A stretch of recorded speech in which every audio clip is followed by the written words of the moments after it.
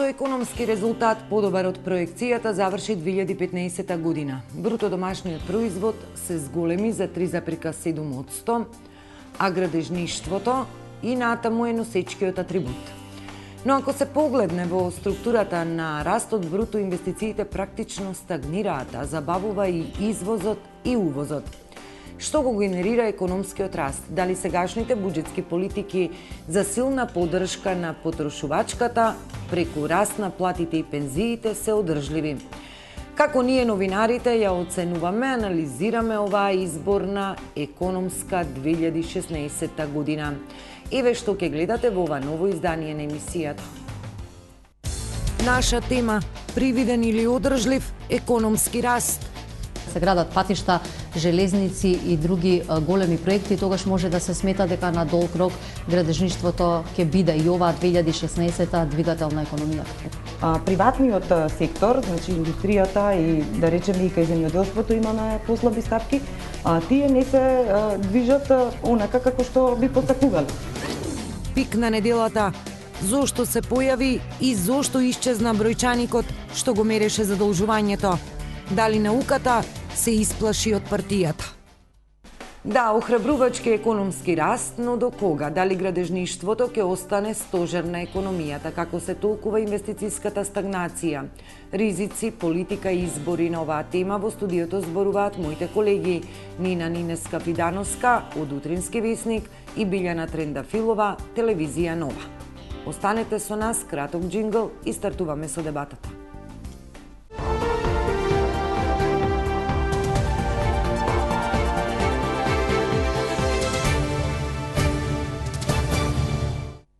Како што најав, почитувани гледачи, мои соговорници вечерва во студиото на 24 вести се моите колешки, би рекла специјализирани по секторот економија, но секако ќе ја задирнеме и политиката. Колешката Нина Нинеска-Фидановска од Утрински весник. Добре дојдовте. Добре. И Билјана Трендафилова, Телевизија Нова. Здраво. Здраво, благодарам на поканата. Јас се обидов малку овој состав да го проширам, можеби со машко друштво, ама никако не ми успеа.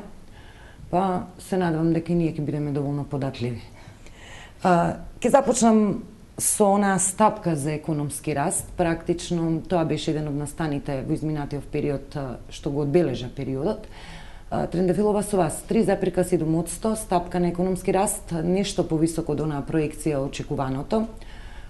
Позитивна зона и во услови на една политичка криза и неизвестност. Очекувана беше ваквата стапка, одржлива е ваквата стапка, пред да навлеземе малку подлабински во таа структура. Оценка една за економската 2015. Па 2015-та со оглед дека имавме политичка криза и големи потреси токму во таа политичка нестабилност, сметам дека ова е една позитивна стапка на раст, можеби и нешто блиску до проекциите и на владата, но и на меѓународните финансиски институции. Го видовме податокот што го лиферуваше државната статистика, 3,7% за цела 2015-та и чинам последниот четврти квартал беше 3,9%. Ова се секако позитивни сигнали, сметам дека тој раст ќе биде одржлив доколку побрзо заврши оваа политичка криза, бидејќи знаеме дека бизнисот и економијата врз целокупната економија сепак какво такво влијание има оваа политичка турбулентност и нестабилност, би рекла. Главен двигател и со овие податоци видовме дека останува градежништвото.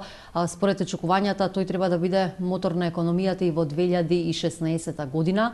Ако ме прашувате дали се ова реални бројки и дали одржливоста би била на долг рок, можам да речам да, доколку стануваше збор за изградба на стамбени згради или на комплекси, можеби тогаш ќе беше нереално да очекуваме дека градежништвото ќе носи економијата напред, но ако станува збор за големи инфраструктурни проекти, видовме дека се градат патишта, железници и други големи проекти, тогаш може да се смета дека на долг рок градежништвото ќе биде и оваа 2016 двигател на економијата. Ние како се навикнавме Фидановска градежништвото да се подпираме на него и среднорочно и ги даде резултатите во смисла на тој економски раст и удел. Но сепак останува оно отворено прашањето колку Македонија како економија може во следниот период среднорочно да се подпре на овој сектор. Па да, имате право. Стапката на раст на градежништвото беше за цела година 16,8%. Сега ако наблюдуваме малку по квартали, ќе видиме дека всушност во третиот и во четвртиот квартал биле тие високи стапки на раст на градежништвото. И тоа секако се должи на вложувањата на државата во инфраструктурни проекти. Меѓутоа и тоа е реален раст, што би рекла колешката, на вистина. Меѓутоа, од друга страна, ако видиме, например, дека преработувачката индустрија за цела мината година има пад од 2%, тоа говори дека наспроти оние вложувања на државата во инфраструктурни проекти, приватниот сектор, значи индустријата и да речеме и кај земјоделството имаме послаби стапки, тие не се движат онака како што би посакувале. Сега, што вели колешката дека градежништвото, бидејќи е вложено во инфраструктура, тоа е точно дека тоа ќе даде резултати, меѓутоа тие проекти ќе се исплатливи на подолг рок. Меѓутоа, се додека се градат овие проекти, ќе се даваат овие стапки на раст. Меѓутоа, ако ќе престане изградбата, прашање е дали ќе продолжи и понатаму токму овие стапки на раст да испорачува економијата, дотолку повеќе што, како што кажувам, другиот дел од економијата не е толку, да речеме, ако ја гледаме за четвртиот квартал, одличната стапка на раст од 3,9%, практично, како што укажуваа некои експерти, градежништвото учествувало со 3,1%. Значи целата другиот состав, другата структура останата на бруто домашниот производ со само 0,8%. Тоа е навистина слабо и можеби прашање е како ќе се продолжи понатаму. Инаку е неспорно дека инфраструктурните проекти ќе дадат ефекти, но тоа ќе биде малку на подолг рок. Да, на долг рок ќе дадат, но се надевам дека и по завршувањето на овие започнати изградба на автопати и други проекти дека ќе креираат политиките, владата, некои нови проекти кои што се надевам дека ќе ангажираат повеќе работници, а компаниите ќе ги натераат малку повеќе да работат и да имаме позитивни резултати, но сепак за долг рок станува збор. Не знам, јас ова го говорам од аспект дека со многу бизнисмени со кои што да речеме, нели, кога пишуваме како тие ја анализираат стапката на раст, тие сметаат дека ние не треба толку многу да се израдуваме, да речеме, од овој, бидејќи самите тие, како што кажуваат, токму она што го рековте, последиците од политичката криза си ги чувствуваат во работењето и немаат во своите фирми, во своите компании немаат некои фрапантни бројки на раст. Значи, така да токму од нив го црпам тоа дека нема простор за кој знае колкав оптимизам, но еве, останува да видиме како да. Ако ја тргнеме на страна секторската структура, додиме во онаа друга структура што го прави GDP-то, стагнација, некои економисти велат и стагнацијата е движење, стагнација 0,1% раст на бруто инвестициите. Би рекла тука и оној податок 2015 сигурно го видовме, минус 13 милиони, значи со минусно салдо сме 2015 завршува, а инвестициите ни се еден од главните атрибути кога зборуваме за економски раст и целите тие параметри што ги повлекува од аспект на вработување, јавна потрошувачка, инвестиции и така натаму. Како можеме да ги протолкуваме овие бројки во овој дел? Да, 0,1% беа бруто инвестициите. Сметам дека тоа се должи на стагнацијата на компаниите. Тоа што го дискутираме, кај компаниите постои таа стега, таа воздржаност од влегување во нови циклуси на инвестиции. Ми се чини дека бизнис заедницата во моментов и голем дел од приватните компании гледаат само одржливост, да преживеат, да не влегуваат во нови инвестиции, па од тука и задолжувањата, кредитите што ги земаат се само за исплата на плати и вработени. Сметам дека можеби таа стега, таа нестабилност што се чувствува од страна на политичката клима ги воздржува компаниите да влегуваат во еден поголем циклус. Сепак тоа е значи некој показател на воздржана економска активност, особено во домашниот приватен сектор. Па да, баш тоа го покажува, значи бруто инвестициите, ако имаме од една страна јавната потрошувачка се зголемува, значи штом бруто инвестициите покажуваат стапка, како што рековте, стагнација само 0,1%, тоа значи дека приватниот сектор е сериозно воздржан од инвестирање. А нели, сметаме дека токму приватниот сектор е оној што треба да ја во една пазарна економија да биде главниот мотор на економија. И како се тоа ние да го протолкуваме во ситуација кога гледаме дека во тие бруто инвестиции секако влегуваат и нели странски инвестиции и така натаму, сето она што значи инвестиција. Значи ние сме сведоци, постојано информираме за нови инвестиции, нови вложувања, најави за нови вработувања по илјадници, по стотици, а од друга страна испорачуваме вакви показатели. Како можеме таа слика да објасниме? Па добро, ако се гледа ефектот од странските инвестиции, тука несомнено и експертите од странство, меѓународните финансиски институции дома велат дека ефектите од странските инвестиции се повеќе кратни, можеби не можеме во моментов сега да ги видиме денеска, но на долг рок гледаме дека сепак тие вработуваат одреден број на луѓе. Некои се започнати и ги градат фабриките, но сепак ангажираат и вработени, а од тука мислам дека влијат и врз целокупната структура на извозот. Не може да се окриеме таа слика дека доаѓаат компании, брендови, гиганти ги има, почнуваат бизнис, но сепак треба време за да се почувствуваат на долг рок сите тие поволности кои што ќе ни ги донесат странските компании овде. Колку ни помогна ни на странските компании? Па не знам, јас сега искрено, ако ја гледаме онаа стапка на невработеност, нели, што се намалува, тогаш ако делот таа невработеност нели ја апсорбирале странските инвестиции и сега помогнале да се намали, тогаш би требало да кажеме дека помогнале. Меѓутоа, од друга страна, јас сакам на неколку работи да укажам. Минатата година ја завршивме со салдо на странски инвестиции од 157 милиони евра. Тоа е за над 20% помалку од 2014 година, кога мислам дека околу 205 милиони евра имавме, а во 2013 година имавме 250 милиони евра. Така да, ако зборуваме сега тука за некои ефекти големи од странските инвестиции, во статистиката на Народна банка на Македонија, тие се уште не се гледаат. Дали во иднина како тоа ќе биде прокнижено и како ќе изгледа како слика, како салдо, тоа ќе видиме понатаму. Меѓутоа, онаа бројка што ја имаме последно како податок е дека се намалени странските инвестиции. Експертите, јас што ги консултирав, сметаат дека исто политичката криза е причина за воздржаности на странските инвеститори. Од друга страна, кога зборуваме за странските инвестиции, малку би го загатнала и прашањето со платите кои што тие ги делат на своите вработени, значи тие се уште се ниски. Така да, да се согласиме дека треба да дадеме време да видиме како понатаму. За сега јас не можам да кажам дека преголем ефект има од странските инвестиции. Дали е политичката криза, дали што е посреди, меѓутоа бројките го говорат тоа што го говорат. Бројка можеби не е фрапантна ако ги анализираме бројките кои што ги обелоденува Народната банка на Република Македонија, но ако гледаме во секојдневието, ако Бунарџик пред неколку години беше празна зона, сега може да видиме дека навистина светски брендови доаѓаат, компании почнуваат со работа, има вработување. Сега за платите сепак е тоа менаџерска одлука внатре и тука не би можела да дискутирам дали во Джонсон Мети платите се движеле, не знам, од неколку стотици евра и какви се во моментов, но можам да кажам дека имаме на листата бројни странски компании кои до сега сме ги гледале во регионот или во некои европски земји, а сепак се одлучиле, донеле одлука да почнат бизнис во Македонија. Ефектите секако на долг рок ќе бидат повеќе кратни, но знаеме дека и не само во Скопје, туку и во другите градови во Македонија се отворија економски зони, па од тука се рамномерно се распределува тој економски развој да заживеат малку и другите градови низ Македонија. Да. Да, меѓутоа јас само сакам да додам дека клучната поента на целата економија, на економските политики што се водат е да се подобри животниот стандард на граѓаните. Значи, ако тие плати се уште ниски, ако не влијаат да се подобри животниот стандард, се уште не можеме да зборуваме за сега дека има некои ефекти.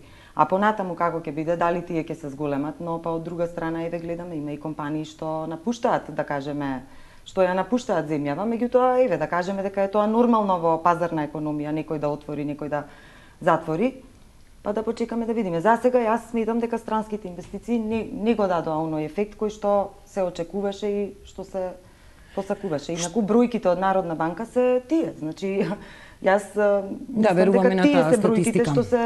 Што ги мерат, што би можеле Трендафилова да изолираме како позитивен ефект од странските инвестиции од една страна и дали нам како новинари ни пречи отсуство на комплетна транспарентност кога сакаме да ги анализираме тие ефекти? Сигурно и вие сте ги погледнале оние договори од Комисијата за заштита на конкуренцијата што ги објавува. Генерално се тоа дискрециони договори. еве ако ставиме на една страна што сме добиле, преку што можеме да измериме и во делот на транспарентноста, по еден коментар. Ако ме прашувате како новинар, сакам да известам за некоја странска компанија која почнала бизнис во Македонија и која гледам дека вработила одреден број на луѓе. Сакам да отидам и во централата на таа компанија и да ги прашам главните менаџери зошто ја одбрале Македонија, што ги привлекло, но сакам да слушнам и добар глас дека има луѓе кои што се вработиле и си обезбедиле екзистенцијата, животното прашање го решиле со таа странска компанија. Ако ме прашувате за транспарентноста, тоа што е познато во јавноста и на нас како економски новинари е што странските компании сепак добиваат одредени субвенции и бенефиции за тоа што водат бизнис во економските зони. Дали нас како новинари треба да не интересира колку пари изнесуваат барем на годишно ниво некој сублимат? Секако, Анета, секако. Мислам дека како економски новинари истражуваме и која компанија доаѓа, колку работни места отворила, има ли извоз, за каде извезува, со кои брендови, но сепак да знаеме и каков е ефектот и врз целокупната економија. Да, затоа ги спомнав на страна трошоците, а на другата страна бенефитите. Па добро, тоа не е тајна и во закон е влезено дека добиваат бенефиции, значи даночни ослободувања, да, по основа на 2-3 закони, ослободувања, не знам, обуки на вработени, значи и така да ние не знаеме дали се само тие што влегуваат во рамките на законот, дали, што знам, секоја компанија има можеби ексклузивен договор склучено. И секако, јас како новинар инсистирам на тоа дека е многу битно ние да ги знаеме нели во економијата онаа кост-бенефит анализа што треба да се направи, значи колку нас не чини како држава и како даночни обврзници на таа држава таа инвестиција, тој странски инвеститор, за да ги мериме потоа ефектите, нели, колку вработувања нови се отворени, колку ќе се отворат, колкави плати земаат вработените и така натаму, така да сметам дека ние како новинари можеби повеќе треба да инсистираме да ги имаме тие податоци, значи точно колку Република Македонија и незините даночни обврзници ги чини таа странска инвестиција, да знаеме па да кажеме дали оваа инвестиција се исплатеше и тука морам да кажам онаа праведност спрема домашните бизнисмени кои што нели постојано инсистираат дека и тие кога би ги имале овие бенефиции и тие би биле успешни бизнисмени, така да треба можевме да слушнеме од дел од домашните стопанственици и бизнисмени кои бараа сепак да имаат ист третман, иако можеби нема различен третман, но сепак да ги добијат оние поволности, можности и услови за да почнат и да водат бизнис во слободните економски зони. Па позитивен пример и последен е тоа што слушнавме дека 2 македонски компании веќе градат фабрика во слободните економски зони. Со некои од тие бизнисмени имавме можности јавно да ги слушнеме нивните планови, бизнис идеи кои што ги најавија, останува да се види дали тоа ќе профункционира и успешно ќе води бизнисот во Македонија. Сметате лично еве сте комуницирали и комуницираме постојано со бизнисмени, има ли дискриминација во овие политики странски од нас проти домашниот капитал? Ако пред неколку години тој јас беше, да речам, поизразит. Во последниве години и месеци сметам дека и домашните бизнисмени се обидуваат на секаков начин да го заживеат, да го развијат бизнисот и дека треба да станат партнери и рамноправни во водење бизнис. На кој начин се стимулира во моментов домашниот бизнис? Па тие добиваат сет мерки, поволности од државата. Ако зборуваме за слободните економски зони, ги споменавме тука низата поволности, ослободувања даночни кои што ги имаат странците. За домашните можеме да слушнеме дека има сет мерки и за вработување, за ослободување од придонеси. Чинам дека последниве 2 години интензивно се носеа мерки за да им се олесни бизнисот на дел од домашните компании, токму и во време на криза, во време кога потешко беше да се развие и оплоди некој бизнис.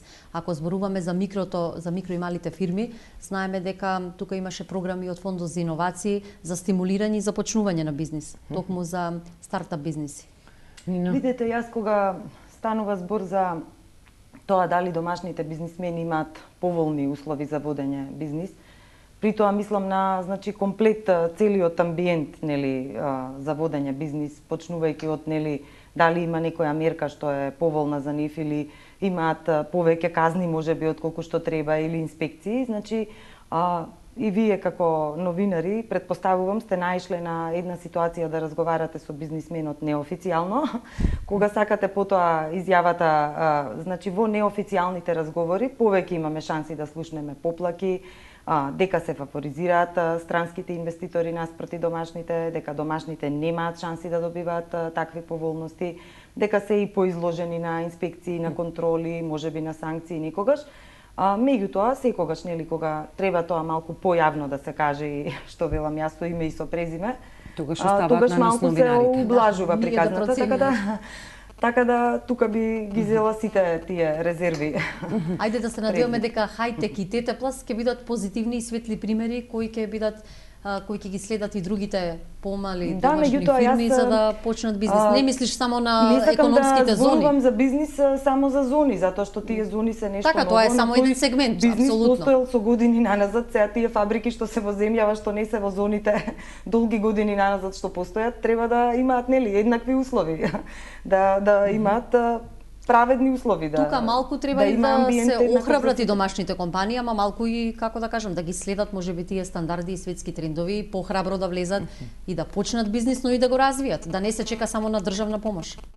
Податоците во однос на домашниот бизнис, оние за кредитна активност, не и ти ги следеше, малку можеш да ме поправиш, последните податоци покажуваат дека фирмите јануарски беа или февруарски, фирмите не само што не зимаат кредити за инвестиции, туку ги топат и депозитите, заштитите за дневно функционирање, што дел од економистите вела дека е еден од сигналите, симптомите дека економската состојба не се подобрува кај нив, потоа и оние податоци дека половина од фирмите кај нас функционираат со блокирана жиросметка. Сето тоа некако во прилог дека домашниот бизнис, дали можеме да кажеме дека е заложник на политичката криза и неизвестноста што таа ја носи со себе? Апсолутно. Сега, околу податоците за топење на депозитите, јас би почекала малку, бидејќи тоа нели еден месец е јануари. Може и сезонски да се толчува. Јануари дека беше. Да, како сезонско движење. Меѓутоа, факт е дека бизнисмените секојдневно во разговорите со нив кажуваат дека точно, значи не земаат кредити за инвестиции, земаат кредити за преживување, сега поголемиот дел,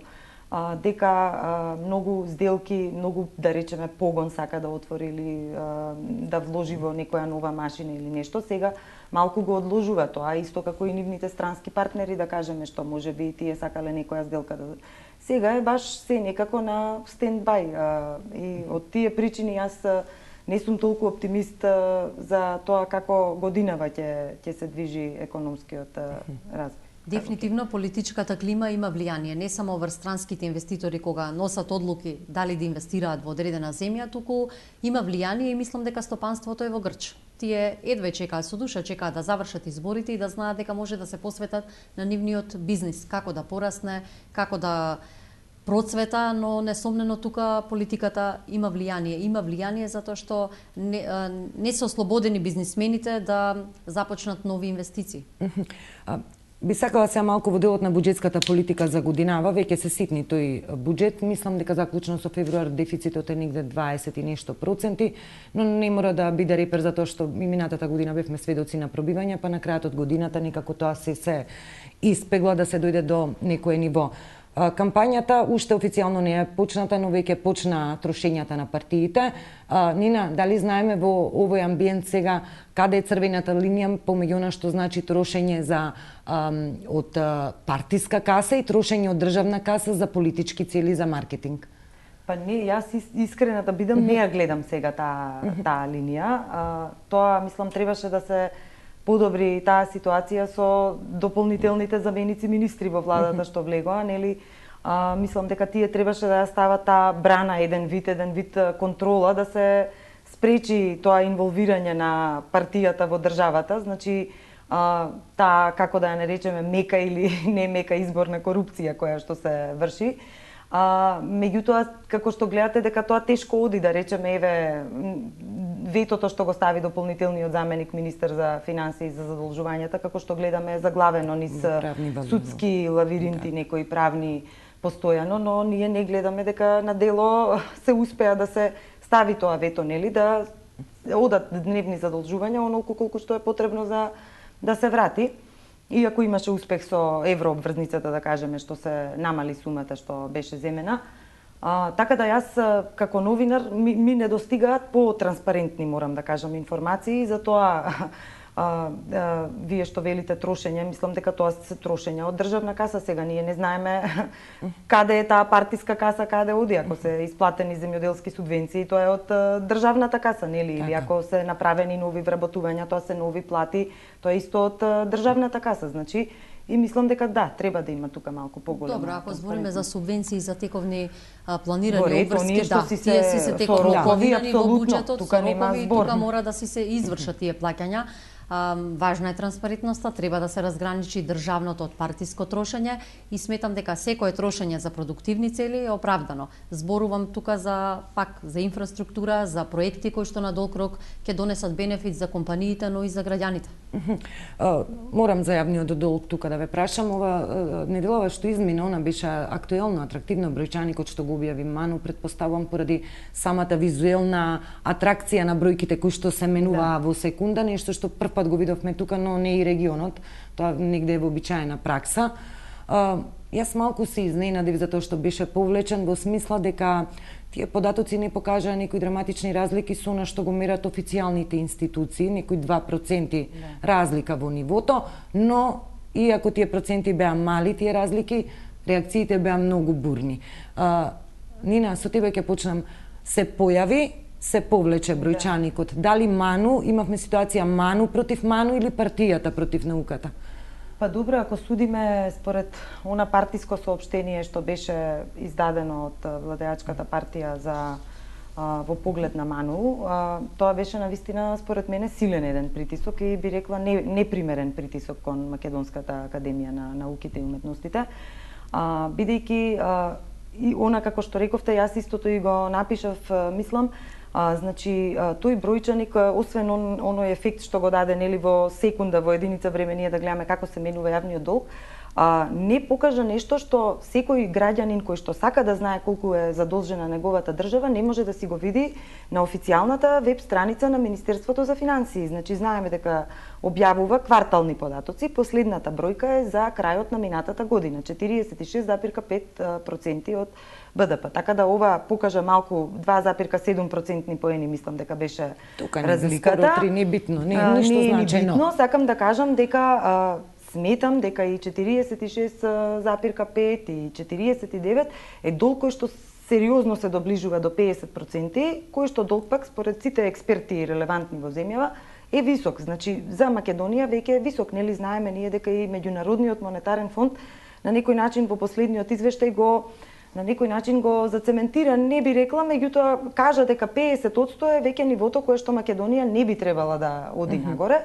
И исто укажа многу јасно од ММФ дека она што владата планираше во уставни измени да го стави демек максимален прак од 60%, дека тоа е тој мастишки критериум, тоа е високо за Македонија ниво. Да. Така да сакам да кажам дека во секој случај, дали тоа ќе го видиме на веб страната на финансии, дали ќе го видиме на бројчаникот кој што вака ни дава поголем ефект, тоа е податок кој што е факт. И јас мислам дека енергијата сега повеќе треба да се насочи кон тоа дека навистина е време да почне тој процес на фискална консолидација во Македонија, како што знаеме, оваа година е првата нели во која што треба да се намали веќе, да почне се намалува на влада и на фискалните стратегии. И мислам дека тука треба навистина да се насочиме дека веќе треба да почне нели 2018 година според фискалната стратегија на владата треба 2,6% да биде, иако сметам прво требаше за годинава според фискалните стратегии што беа претходно правени. Да. Тој таргет од 2,6%, така да сега мислам дека и тука малку би изразила и една критика кон Ману.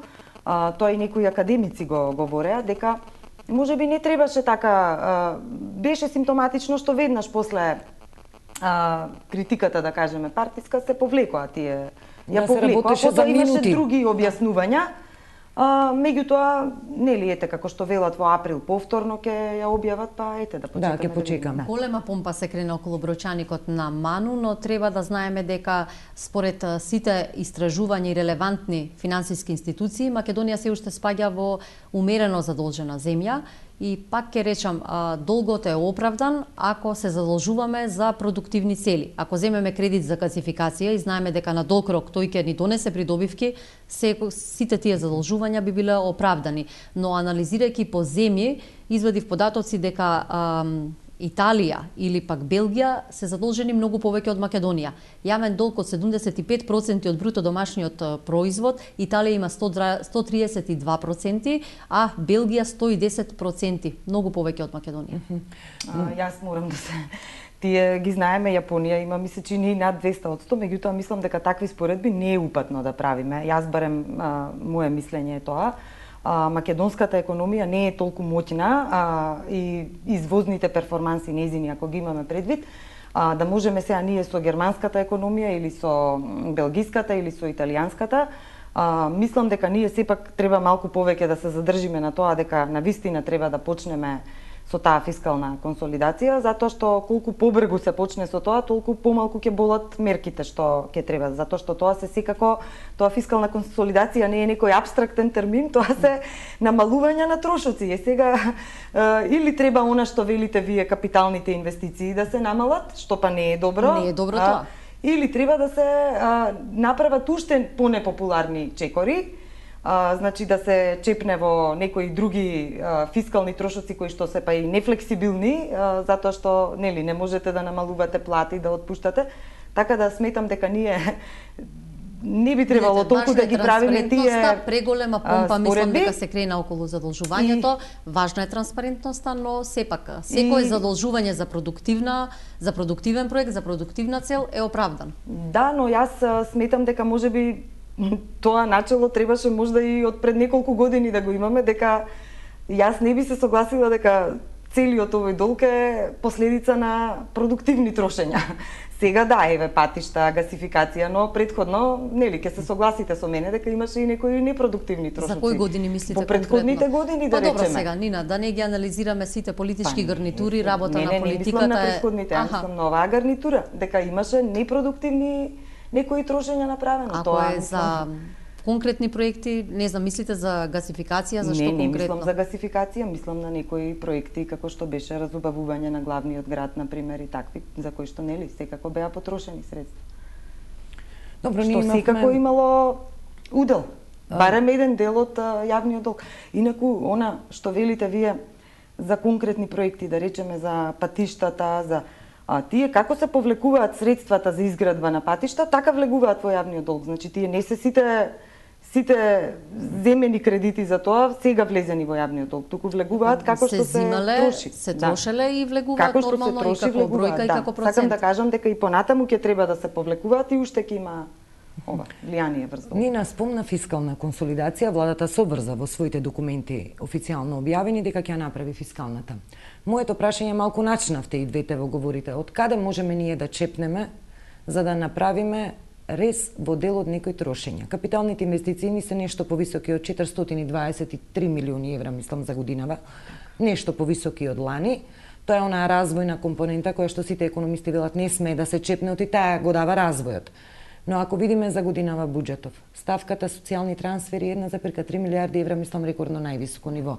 Натре во структурата платите зголемување, трансферите од централниот на фондовите во пораст.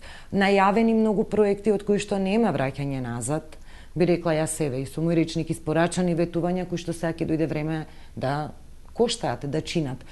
Како, на кој начин ќе може да се направи таа фискална, од каде би можело да се чепне? Видете, спомена Нина за некои непопуларни мерки, не верувам дека некој сега би се дрзнал или би се одлучил да прави такви непопуларни мерки. Важна е развојната компонента на буџетот и тука мислам дека ниту една влада, ниту оваа влада не би се решила да ја менува таа структура. Така да на долг рок мислам дека можеби сепак ќе се инсистира на таа фискална консолидација, но сепак тоа креаторите на економските политики ќе треба да решат што и како би менувале. Да, сериозна работа е структурата на буџетот, ја пишуваме, анализираме со години.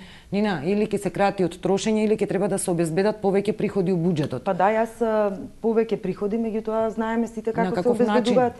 Повеќе приходи во буџетот може да се обезбедат или ако многу расте економијата па да абсорбира, или ако се зголемат даноците. Значи, пак велам, колку повеќе се чека за тоа се мерки, значи како знаете буџетот, имаме приходи, имаме расходи, не може од ручекот на крајот мора да се платиме, разбирате, значи и она што велите во буџетот, јас токму на тие трошоци мислев нефлексибилни трошоци, тоа се плати, пензии, значи имате вработени вие во јавната администрација, мора да им поделите плата. Така да тоа е многу, што кажа Билјана, и јас не верувам дека било која влада тоа е страшно непопуларно политички ако вие влезете во такви операции, да кажам, од тие причини. Секогаш, како и до сега што сме сведоци, некогаш помалку, некогаш повеќе, пак е изгледа најбезболно од тие капитални инвестиции да се скрати, а тие па од друга страна се важни за економскиот развој на државата.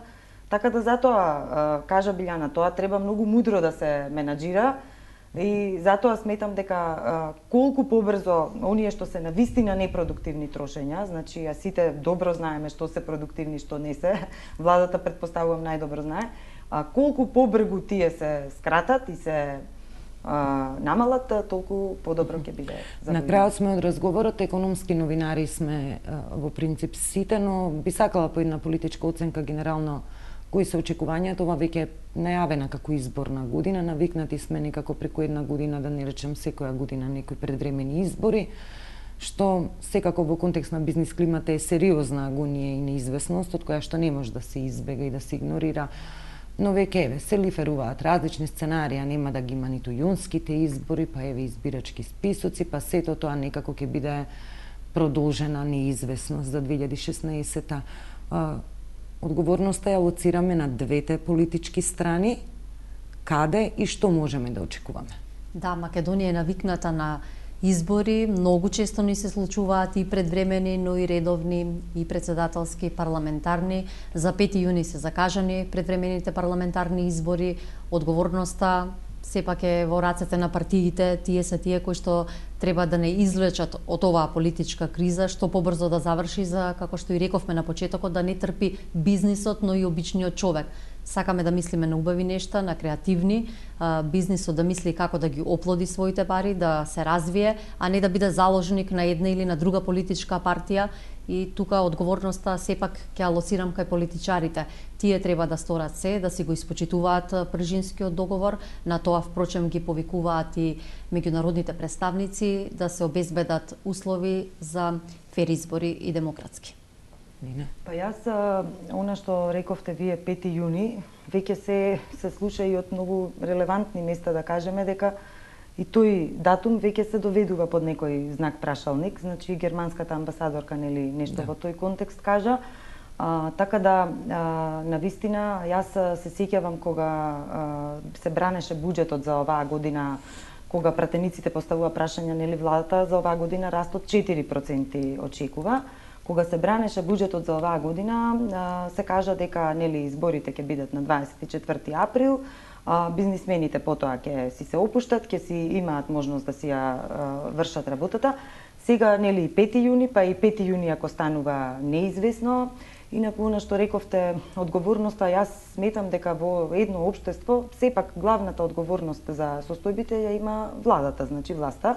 Иако целата политика и опозицијата си има своја, меѓутоа главната одговорност сметам дека овде е на владата и како ќе се повлечат чекорите, дали ќе се овозможи навистина да се обезбеди еден кредибилен изборен процес, во кој што оној кој што потоа ќе изгуби навистина ќе излезе и ќе честита утредента, и тогаш мислам дека да, тогаш ќе може да настане една релаксирана атмосфера, но секако и после тоа овие прашања остануваат, значи темите за фискална консолидација и сето тоа, значи сето тоа новата влада исто така ќе треба седне и мудро да го размисли како ќе го тера, бидејќи знаете има рати за враќање во наредните години и ќе видиме како ќе биде. Да, имаме 2,5 месеци до изборите, до нивното одржување. Се надевам дека до тогаш партиите ќе смогнат сила и да се прочисти избирачкиот список и да се обезбедат, како што реков, услови за да може да се одржат тие избори, да нема повторно нивно пролонгирање или не знам одложување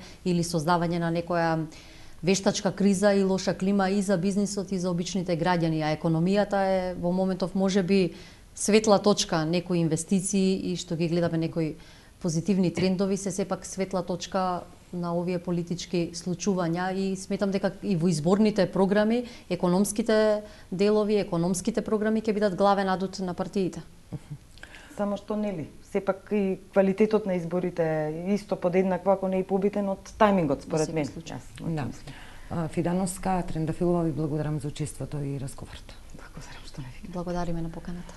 Почитувани гледачи, джингл, реклами, па се враќаме назад и продолжуваме со емисијата.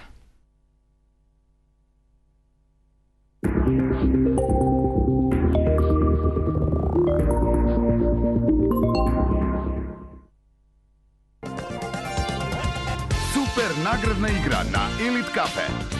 300 дена, 300 машини за перење.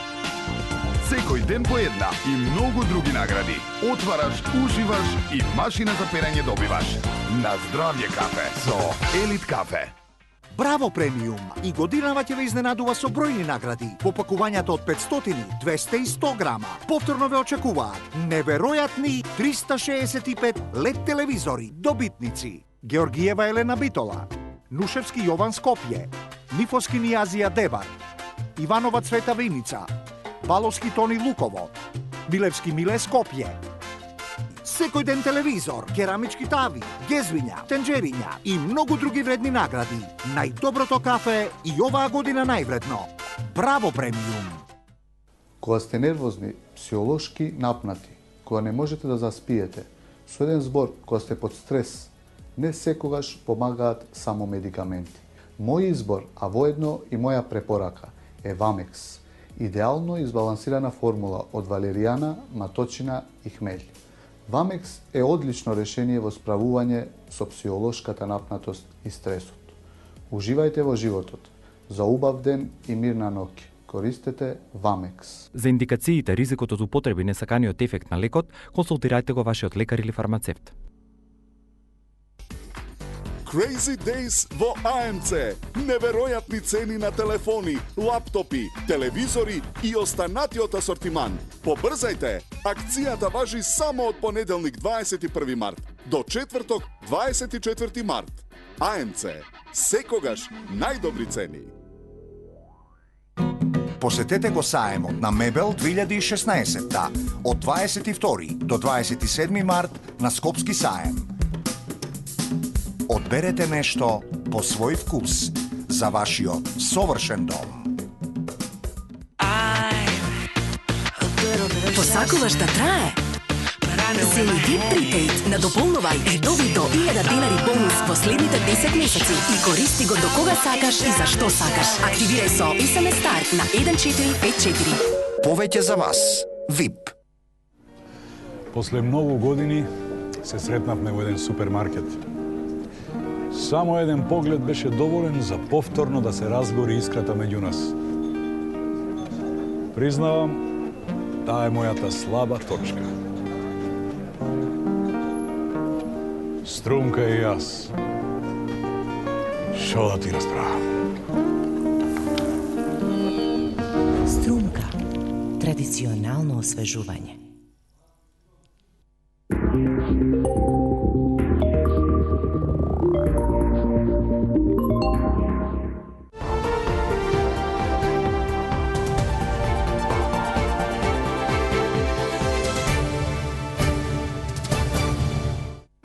Продолжуваме со емисијата, почитувани гледачи. Дали партијата ја засени науката? Бројчаникот што го објави Манус за мерење на задолженоста во реално време се појави и исчезна пред очите на јавноста. Останаа тешки зборови, дисквалификации и многу дилеми. Пик на неделата по избор на економската редакција на 24 вести. Бројчаникот што го објави Ману, кој дава информации од секунда во секунда за состојбата на јавниот долг, се реални, тврди претседателот на Ману, академик Таки Фити. Вели дека разликата во бројките што се јавува помеѓу Академијата и Министерството за финансии неверојатно е поради недоволна ажурираност на податоците и методологијата во пресметка на каматите. Тие податоци доаѓаат од Светска банка, а Светска банка ги добива директно од Министерството за финансии. Според тоа нема тука манипулација со податоци. Според податоците од бројчаникот, јавниот долг е 49,8% од БДП, а секој граѓанин во просек должи на 2000 евра. Поради растичкото темпо на јавниот долг, академик Фити препорачува да се стартува со фискална консолидација. Треба на среднорочен и долг рок особено да го сведи долгот во разумни размери за Република Македонија, да не дојдеме во ситуација перманентно наново да се задолжуваме за да го сервисираме, да го враќаме стариот долг. На изјавите на академик Фити реагираат владеачката ВМРО ДПМН. Велат станува збор за политичко манипулирање на јавноста и злоупотреба на Ману во политичка кампања. Последниот чин на Ману е партиски и политички, а не научен, и се додека академијата не се огради од ваквите настапи, ВМРО ДПМН ќе ја третира како клон на СДСМ и Соросовите здруженија. Доколку председателот на врвната научна институција не е способен за наука и наместо тоа се занимава со дневна политика, тогаш легитимно е прашањето дали нему му е местото таму каде што се наоѓа. Се огласи секретаријатот на Ману, велат дека дисквалификациите на председателот на Ману и на самата институција се неосновани. Бројчаникот кој го мери јавниот долг на Република Македонија е изразен во апсолутни броеви, но и релативно во однос на бруто домашниот производ на земјата е изготвен во рамките на Центарот за компјутерски науки и информатички технологии при Ману за потребите на нивните истражувања и е објавен од страна на соработник на Центарот без претходно да биде информирано раководството на Ману и раководителот на Центарот. Бројчаникот според тоа не изразува официјални ставови на Ману. Доцна попладнево, бројчаникот веќе го немаше на веб страницата. Инаку и Хрватска има бројчаник за дневно следење на јавниот долг.